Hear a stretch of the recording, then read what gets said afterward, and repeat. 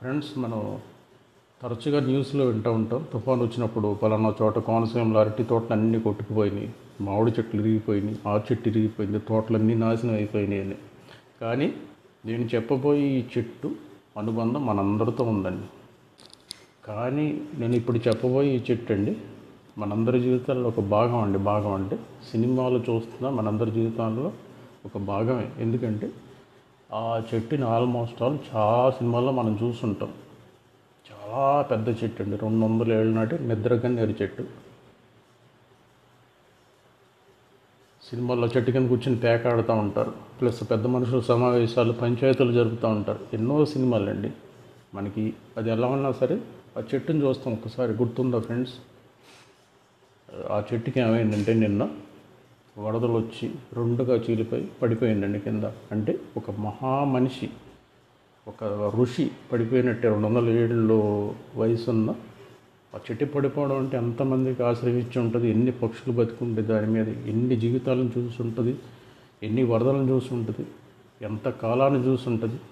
మనుషులు బతికితే రికార్డులు ఏదైనా 100-110 సంవత్సరాలు బతుకుతారు.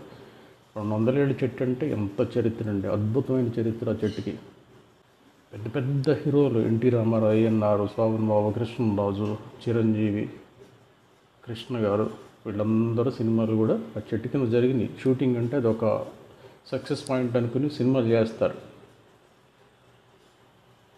ఆ చెట్టు అయితే నిన్న కూలిపోవడం ఆ ఊరి ప్రజలకే కాదు, సినిమా ఇండస్ట్రీలోని చాలామంది పెద్దలకు, దర్శకులకు, నిర్మాతలకు, ఆ ఊర్లో షూటింగ్ చేసిన చాలామందికి బాధ అనిపిస్తుంది ఫ్రెండ్స్. ఈ చెట్టు ఎక్కడంటే ఫ్రెండ్స్, రాజమండ్రి ఉంది కదండి, గోదావరి. రాజమండ్రి దగ్గర కొవ్వూరు, మనం ట్రైన్లో వైజాగ్ వెళ్తున్నప్పుడు అది తగులుతూ ఉంటుంది. ఆ స్టేషన్ కొవ్వూరు స్టేషన్లోని కుమారదేవం గోదావరి ఒడ్డున ఉందండి ఈ చెట్టు. పెద్ద చెట్టు, 200 ఏళ్ళు. అది నిన్న కూలిపోయింది. ఎంత చరిత్ర! అవి ఏంటంటే ఆటోమేటిక్గా మన జీవితాల్లో భాగం అయిపోతాయి. సినిమాలు అనేది మన జీవితాల్లో భాగమే. మనం అన్ని సినిమాలు చూస్తూ ఉంటాం కదా. సో దానికి మనకి చాలా కలెక్షన్ ఉంటుంది. సో మన నుంచి ఒక బలగం, అంటే మన బలగం అంటే ఏంటి, జనాభా. ఒక మంచి మిత్రుడు, మనల్ని అందరిని ఎంటర్టైన్ చేసిన ఒక మంచి మిత్రుడు దురదృష్టవశాత్తు నిన్న నేల కూలిపోయాడు. అంటే ఆ ఏజ్ అంత ఉంటుందేమో, కాకపోతే కొద్దిగా బాధాకరమైన విషయం అండి. ఇది నేచర్. లాస్ట్గా Ram Charan game changer movie shooting ఆ చెట్టు కింద జరిగిందంటండి. అదే దాంతో ఎండ్ అయిపోయింది ఆ చెట్టు హిస్టరీ.